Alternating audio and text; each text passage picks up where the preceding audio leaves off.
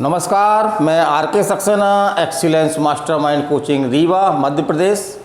इस educational YouTube channel में आप सभी लोगों का बहुत बहुत स्वागत और अभिनंदन करता हूं। मेरी ये सिविल जज, एडीपीओ या अदर कोई भी एग्ज़ाम जिसमें आपका आईपीसी आती है तो उसके लिए मेरी ये स्पेशल रूप से क्लास है। और इस क्लास में मैं पढ़ा रहा हूँ आपको आईपीसी, इंडियन पिनल कोड 1860, और ये हमारी 62वीं क्लास है। और इसके पहले की क्लास 61 क्लास आप जो है हमारे प्ले लिस्ट में जा कर के देख सकते हैं। तो आज हम बात कर रहे हैं मानहानि अपराध की। तो मेरा पिछला वीडियो भी मानहानि के रील में ही बताया था मैंने, और ये मानहानि का जो है पार्ट 2 है। तो मानहानि थोड़ा सा बड़ा टॉपिक है। धारा 499 काफ़ी लंबी धारा है, थोड़ा सा जटिल धारा भी है। तो उसे मैंने 2 क्लासों के माध्यम से ख़त्म किया है। तो पहला वीडियो मेरा आपके पास है, और दूसरा वीडियो उसका पार्ट 2 जिसमें मैं मानहानि को लगभग पूरी तरह से ख़त्म कर रहा हूँ। तो मैं आज बताने जा रहा हूँ, तो इसको आप लास्ट तक देखें, निसंदेह रूप से आपको फ़ायदा होगा।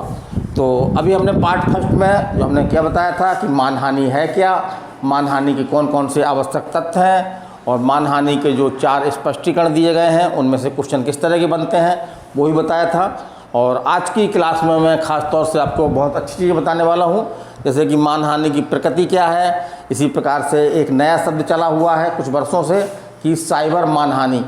तो साइबर मानहानि क्या है आपकी, फिर न्यायालय मानहानि की अधिकतम राशि कितनी हो सकती है, और न्यायालय जो है वो कितनी मानहानि दिलाएगा, वो राशि क्या होगी, इसका न्यायालय निर्धारण जो है किन आधारों पर करता है। और आज हम बात करेंगे उन 10 अपवादों की जिनके अंतर्गत यदि कोई लांछनपूर्ण कथन जो है वो आता है तो वो मानहानि की श्रेणी में नहीं होता। चलिए हम चलते हैं पहला। तो हम पहले बात करते हैं कि मानहानि की प्रकृति क्या है। तो मानहानि जो है वो एक अपराध है भारत में आईपीसी के अंतर्गत। और ये किस तरह का अपराध है, तो ये जो है वो किस तरह का है, असंकेत है ना, किस तरह का है, असंज्ञेय अपराध है। और जमानती अपराध है, माने इसमें जमानत जो है वो आसानी से अवेलेबल हो जाती है। यदि कोई व्यक्ति उन शर्तों को, जो जमानत की शर्तें हैं, उनको पूरी करता है तो मजिस्ट्रेट जो है वो समान रूप से जमानत दे देता है। और इसकी हम कार्रवाई कैसे लगा सकते हैं, मुकदमा कैसे दायर कर सकते हैं, तो ये असंज्ञेय मामला है। तो असंज्ञेय मामला में जो है आपका थाने में एफआईआर दर्ज नहीं होती। इसको बंद कर दो, ये अभिषेक पर्दा बंद करो। तो असंज्ञेय मामलों में जो है वो क्या होता है कि एफआईआर नहीं होती, बल्कि जो पीड़ित पक्ष है जिसकी मानहानि की गई है वो परिवाद या कंप्लेन या शिकायत जिसको हम बोलते हैं या इस्तगासा बोलते हैं, तो उसके माध्यम से जो है वो न्यायालय में कार्रवाई शुरू कर सकता है।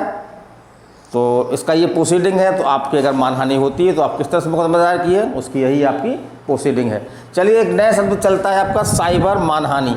तो आजकल बहुत सारे ऑनलाइन माध्यम हैं, जैसे ईमेल है आपका, यूट्यूब चैनल हैं, बहुत सारे सोशल मीडिया हैं, जिनके माध्यम से भी जो है वो किसी व्यक्ति के खिलाफ हानिकारक जो है बातें प्रकाशित करना या उसमें देना जो है वो मानहानि की श्रेणी में आता है। और चूँकि ये साइबर माध्यम से होता है इसलिए हम इसको क्या नाम देते हैं, क्या देते हैं नाम, साइबर मानहानि। क्या नाम देते हैं, साइबर मानहानि। चलिए अब हम अगले टॉपिक पे आते हैं। तो वो है मानहानि की राशि का निर्धारण। मानहानि की राशि का निर्धारण जो है वो न्यायालय किस तरह से करता है। तो कुछ बातें हैं जिनके आधार पर न्यायालय जो है वो मानहानि की राशि का निर्धारण करता है।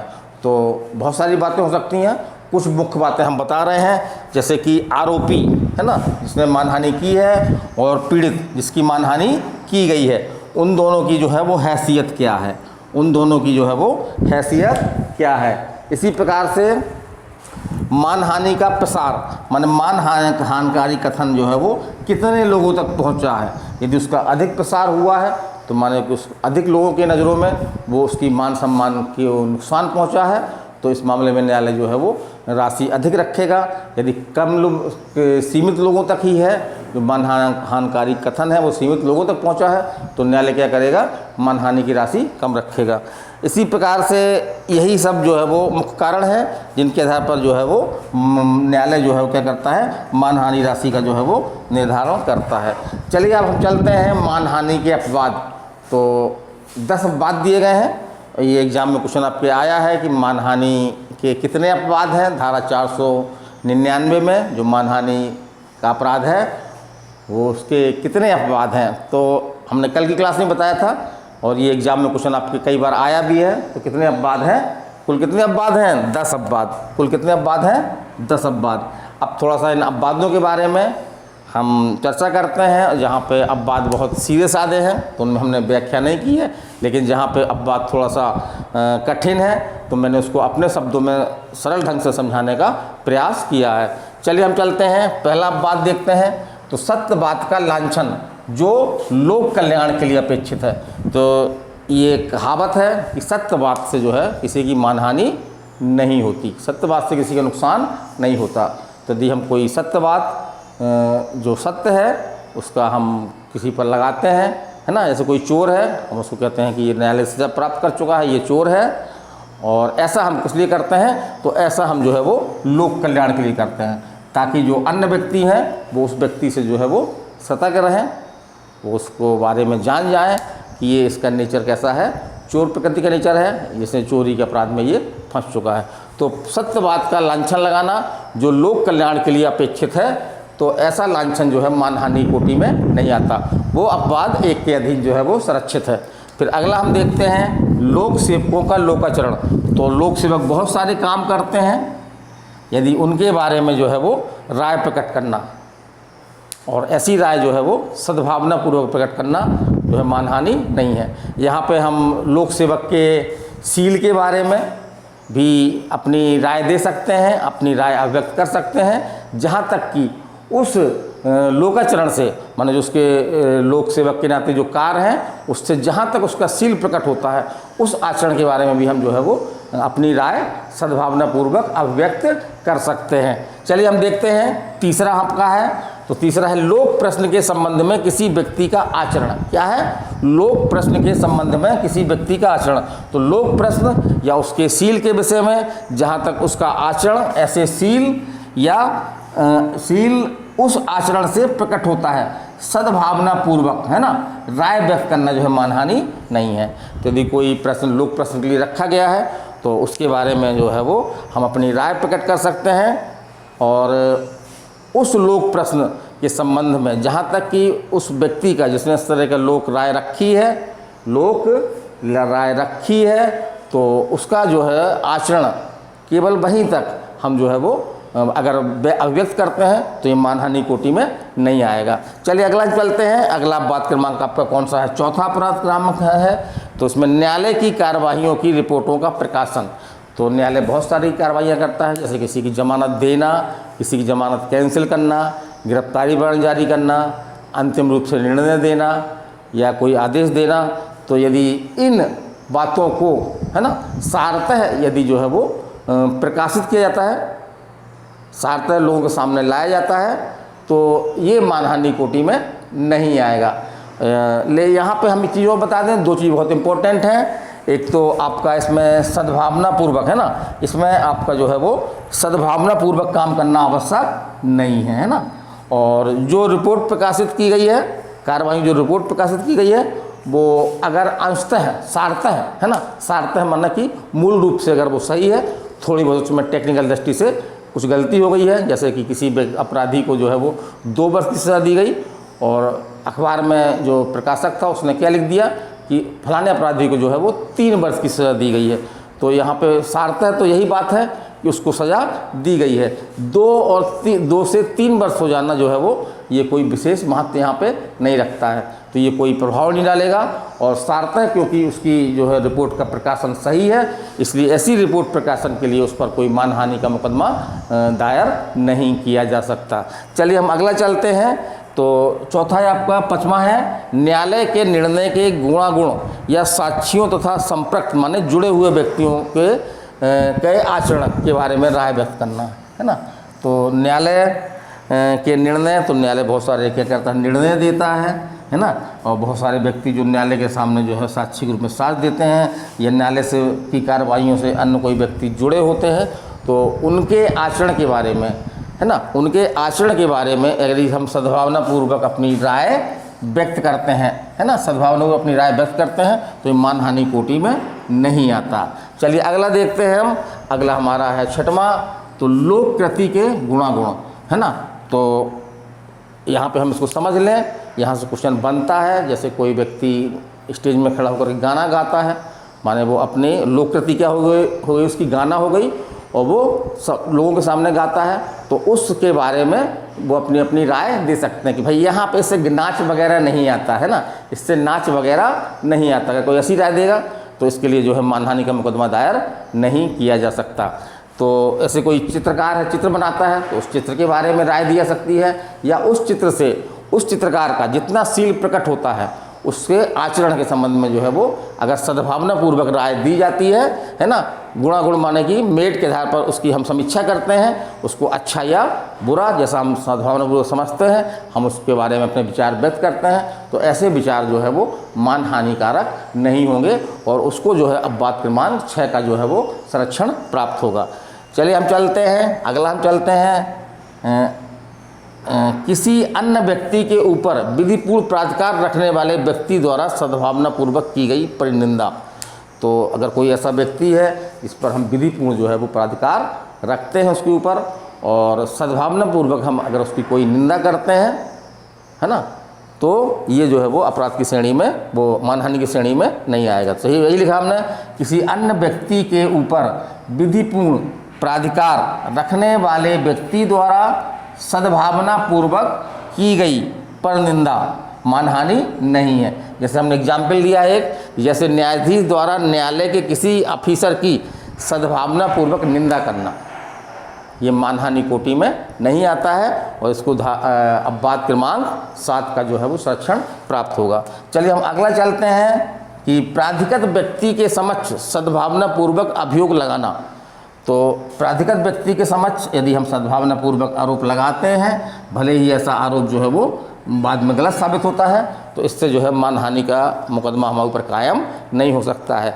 जैसे कि हमने देखा है, एग्जाम्पल दिया, जैसे कि मजिस्ट्रेट के समक्ष जो है वो या पर जो है वो सद्भावना पूर्वक जो है वो आरोप लगाना, या किसी का बच्चा बड़ा उद्यमी है, हमारे यहाँ उधम कर आया, तो हम उसके माँ बाप के पास जो उस बच्चे पर प्राधिकार रखते हैं, तो उनसे हम उसकी शिकायत करते हैं, निंदा करते हैं कि भाई आपका बच्चा जो है बड़ा उद्यमी है, आपका बच्चा बड़ा उद्यमी है, हमारे यहाँ आकर के बहुत उधम करता है। तो इस तरह की बातें जो है वो मानहानिकारक नहीं होती हैं, इस तरह की बातें मानहानिकारक नहीं होती हैं। लेकिन शर्त यह है कि ऐसा आरोप जो है वो ऐसे क्यों लगाया गया हो, सद्भावना पूर्वक लगाया गया हो। भाई हम चाहते हैं कि आपका बच्चा जो है जो उद्यमी है, तो आप उसको समझाएं ताकि वो आइंदा आगे से जो है वो इस तरह की उधम करने वाली आदतों को जो है वो छोड़ दे। तो इस प्रकार से सद्भावना प्रकट होती है। तो ये है आपका। फिर अगला चलते हैं, अगला आपका 9वां है। थोड़ा सा जगह यहाँ पे कम पड़ रही है तो बहुत छोटा लिखा हुआ है, क्योंकि हमारा प्रयास रहता है कि एक ही बोर्ड में लगभग टॉपिक जो है पूरा करूँ। तो 9वां है, अपने या किसी अन्य व्यक्ति के हित की रक्षा में किसी व्यक्ति पर सद्भावना पूर्वक लांछन लगाना। तो अपने हित के लिए या किसी अन्य व्यक्ति के हित के लिए, किसी की हित की रक्षा करने के लिए किसी व्यक्ति पर जो है सद्भावनापूर्वक आरोप लगाना। जैसे कि मान लीजिए एग्जाम्पल लेते हैं हम इसका। एग्जाम्पल ये है कि एक हमारा पड़ोसी है, हम किराने की दुकान चलाते हैं, वो हमारे यहाँ से उधारी लेता है और जब पैसा देने का समय आता है तो पैसा हमारा नहीं देता है और आनाकानी करता है। तो हम अपने पड़ोसी में ही, अपने बगल में ही 2 दुकान छोड़ कर के एक दुकान और है, तो उससे हम अगर ये कहते हैं कि भाई देखो इस व्यक्ति से जो है वो, उस व्यक्ति को उधार मत देना, ये उधार का पैसा नहीं देता है, जब नगद दे तभी देना। तो इस प्रकार से हम उस व्यक्ति के हित में, उस दुकानदार के हित में कि उसका पैसा ना डूबे, उसके उधारी ना फंसे, तो हम राय देते हैं एक थर्ड व्यक्ति के बारे में कि ये जो है वो सामान तो ले लेता है, लेकिन जो पैसा बनता है वो पैसा जो है वो उधार कर जाता है, वो पैसा नहीं देता है। तो यहाँ पे इस तरह की हमारी बातें यदि हमने उसके हित के लिए या लोक कल्याण के लिए या उसके हित के लिए लगाई जाती हैं, तो इस तरह की बातें जो है वो मानहानि की श्रेणी में नहीं आएंगी। चलिए 9वां है, चलिए हम अंतिम अपवाद देखते हैं। तो वो है आपका सद्भावना पूर्वक किसी व्यक्ति को सावधान करना। यदि उस व्यक्ति के फायदे के लिए या लोक कल्याण के लिए जो है वो ये आवश्यक है। तो 10वां अपवाद बहुत सिंपल अपवाद है। इसमें क्या कहा गया है कि सद्भावना पूर्वक किसी व्यक्ति को सावधान करना, है ना। तो लगभग इससे मिलता जुलता थोड़ा सा है ये। जैसे कि हम सावधान कर दें कि भाई वो व्यक्ति जो है वो कतली है, कत्ल कर देता है, मारपीट करने लगता है छोटी छोटी बातों में, तो उससे आप जो है वो सावधान रहें। अब इस बात पर हम वो व्यक्ति अगर हमारे ऊपर मानहानि का मुकदमा दायर करे कि आप हमको कतली बोल रहे थे, हम आप हमारे बारे में ऐसी ऐसी बातें कर रहे हो, लेकिन यदि हमने जो है वो ऐसा जो है वो क्या कैसे किया है, उस व्यक्ति को सावधान करने के लिए किया है। और सावधान क्यों किया है? क्योंकि उस व्यक्ति का उसमें फ़ायदा निहित है ना। उस व्यक्ति का फ़ायदा निहित है, तो उस व्यक्ति के फ़ायदे के लिए हमने ऐसा किया है या काहे के लिए किया है? काहे के लिए? लोक कल्याण के लिए किया है, तो वो मानहानि की श्रेणी में नहीं आएगा। तो इस प्रकार से हमारा ये मानहानि का टॉपिक था। इसमें हमने मानहानि के बारे में लगभग सभी चीज़ें बताने का प्रयास किया है, और यहाँ पे थोड़ा सा जगह कम पड़ गई तो हमने थोड़ा सा ये ऊपर जो है वो जगह बनाई है। तो इसको इतने में ही काम चल जाएगा। जैसे धारा 500 में क्या है? मानहानि का दंड है। तो ये इम्पोर्टेंट है, ये क्वेश्चन एग्जाम में आया है कि मानहानि का दंड जो है वो किस धारा में है? तो धारा 500 में है। इसी प्रकार से धारा 501 है, तो वो ये कहती है कि यदि कोई मानहानिकारक वस्तु है, बात है ना, उसको कोई व्यक्ति क्या करता है? मुद्रित करता है या जो है वो उत्कीर्ण करता है, तो ये भी अपराध है। और तीसरी जो धारा 502 है वो इसी 501 की ही सहायक धारा है। तो कोई भी ऐसा व्यक्ति है ना, जानते हुए, यहाँ पे इंटेंशन जरूरी है, जानते हुए या जानने का कारण रखते हुए, है ना, कि इस चीज़ में मानहानिकारक बात है, किसी की मानहानि इस पदार्थ से जो बातें लिखी हैं उससे किसी व्यक्ति की मानहानि हो रही है, तो जानते हुए, है ना, यहाँ पे जानते हुए इम्पोर्टेंट है। अगर अनजाने में ऐसी चीज़ें हो जाती हैं तो मानहानि की श्रेणी में नहीं आएंगी। तो जानते हुए जो मानहानिकारक बात है उसको क्या करता है? मुद्रित या उत्कीर्ण करता है धारा 501 में। इसी प्रकार से 502 में क्या करता है? वो ऐसे जो मानहानिकारक पदार्थ हैं उसको क्या करता है? जो मुद्रित है या उत्कीर्ण है उसको क्या करता है? बेचता है ना, उसको बेचता है या बेचने का जो है वो प्रस्ताव करता है, बेचता है या बेचने का प्रस्ताव करता है। तो ये काम दंडनीय है, क्योंकि इससे के प्रकार से जो मानहानिकारक कथनों को हम जो है वो और जानते बूझते हुए उसको जो है वो फैलाते हैं, मतलब एक प्रकार से हम अपराध में जो है वो एक सहायता करते हैं। इसलिए मानहानिकारक पदार्थों को मुद्रित या उत्कीर्ण करना या उनको जो है वो जानबूझ करके बेचना, ये सभी जो है वो अपराध हैं। तो इस धारा को भी आप याद रख सकते हैं कि धारा 500 में क्या है? तो दंड है। धारा 501 में क्या है? तो मानहानिकारक बातों को जो है वो मुद्रित या उत्कीर्ण करने को अपराध माना गया है। धारा 502 में क्या किया गया है? तो जो ऐसे पदार्थ हैं जो इसमें मानहानिकारक मुद्रित या उत्कीर्ण है उसको जानते हुए जो है वो बेचना। और यहाँ पे दंड पूछ सकता है, तो यहाँ पे हमको बहुत दंड याद रखना बहुत सरल है, क्योंकि इसी तीनों धाराओं का, है ना, 500 का, 501 का और 502 का दंड जो है वो सेम है। वो दंड क्या है आपका? 2 वर्ष तक का सादा कारावास। तो यहाँ पे याद रखिएगा, कारावास दोनों भांति का नहीं हो सकता। यहाँ पे स्पष्ट रूप से क्या लिखा हुआ है कि 2 वर्ष तक का सादा कारावास या जुर्माना या दोनों।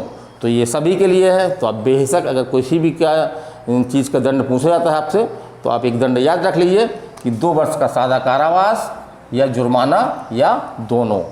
तो मेरी ये क्लास आपको कैसी लगी?